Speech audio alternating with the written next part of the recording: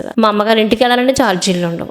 మేము ఒక చీర కొనుక్కోవాలంటే నాకు డబ్బులు ఉండవు. తర్వాత ఆ మ్యారేజ్ నుంచి చేసి ఇంటికి వచ్చేసరికి మేము కారులో వచ్చాము. మా తాతయ్య గారు, నేను, మా అయ్యారు. మాకు కూడా ఆడవాళ్ళు ఎవ్వరు లేరు. ఇల్లంతా 2 రోజుల ముందే మేము కాకినాడ వెళ్ళిపోయాం. ఎందుకంటే మా చిత్రాడ మా నెగిటివ్ ప్లేస్ కాకినాడలో గృహప్రవేశం. వచ్చేసరికి మాకు రోడ్డు వారు వెళ్ళేమో ఇల్లంతా దుమ్ము పట్టుందన్నమాట అండి. మా తాతయ్య గారు అన్నారా, రాణి ఇల్లంతా తుడిసేయమన్నారు. అంటే పెళ్ళయింది. కొత్త పెళ్లి కూతురికి ఎవరు చెప్తారు అసలు? చీపురెట్టు తుడమంటారండి. అత్తారు ఇంటికి వస్తే చీపురెట్టు తుడమంటారు ఎవరని అంటే రాణి తుడిసేయమ్మా అన్నారు.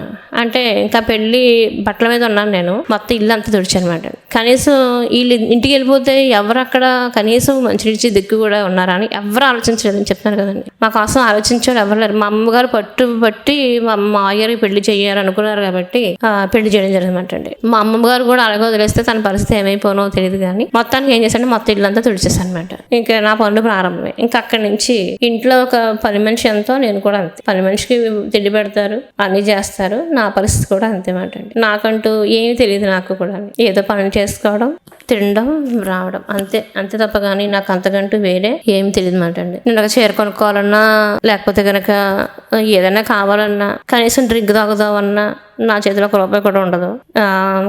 అలాంటి పరిస్థితి మాట అండి. మా అమ్మగారి ఇంటికి వెళ్ళాలంటే ఛార్జీలు అమ్మగారిని అడగాలన్నమాట అండి. ఒకసారి అలాగే మ్యారేజ్ డే మరి అమ్మమ్మ నేను చీర తీసుకుంటానంటే మరి కొత్త చీర ఇప్పుడంటే నేను చేసుకోవట్లేదు కానీ అప్పుడు కొత్త కదా అయితే అడిగితే మన ఇంట్లో పరిస్థితులు ఎలా ఉన్నా సరే పెళ్లి రోజులు పుట్టినరోజు చేసుకోవాలని చెప్పేసి ఇసిరి కొట్టారనమాట అండి. ఇసిరేసారు. అలాగా ఇసిరేస్తే నేను ఏడుస్తూనే ఆ డబ్బులు తీసుకుని ఒక కాటన్ శారీ తీసుకున్నమాట. అప్పుడు ₹40 కాటన్ చీర అప్పుడు తీసుకున్నాను అనమాట నేను.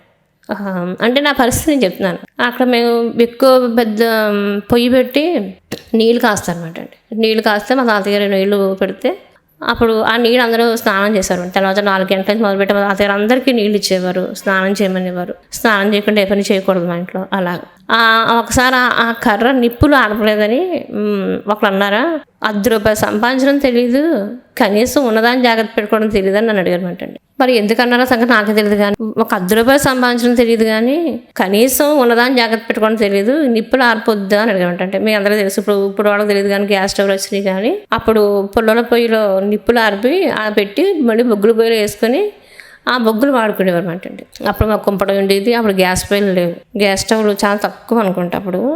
అటువంటి పరిస్థితుల్లో అంటే ₹10 సంపాదించడం తెలియదు, ₹10 సంపాదించడం రాదు అంటే మేము ఎందుకు పనికిరాని వాళ్ళం అక్కడ అని అర్థం మాట అండి. ఏడవడం తప్ప నాకు అంతకంటే ఏం తెలియదు మాట అండి. చాకరీ చేయడం, పని చేయడం, ఏడవడం అంతకంటే ఇంకేం తెలియదు నాకు. కానీ చర్చికి వెళ్ళేవాళ్ళం, వచ్చేవాళ్ళం. మా అయ్యారు చూస్తే చిన్న కిళ్ళి కొట్టి పెట్టారు.